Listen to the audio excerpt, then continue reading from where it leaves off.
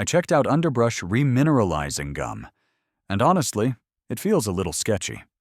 The product claims to strengthen teeth, reduce sensitivity, and improve overall oral health by delivering minerals directly through chewing. On paper, it sounds appealing, and the website looks polished with vibrant product photos and positive testimonials. But when you dig deeper, there are some concerns. Verified user reviews are very limited, and most testimonials seem vague or unconfirmed. The gum lists ingredients like calcium, phosphate, and natural flavorings that are generally associated with oral health.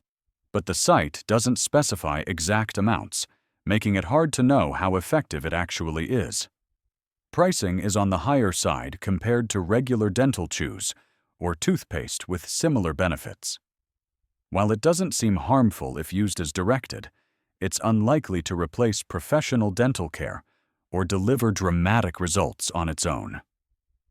Overall, Underbrush Remineralizing gum might provide some mild support for oral health, but manage your expectations. If you try it, use it as a supplement to regular brushing and flossing rather than a complete replacement for dental care.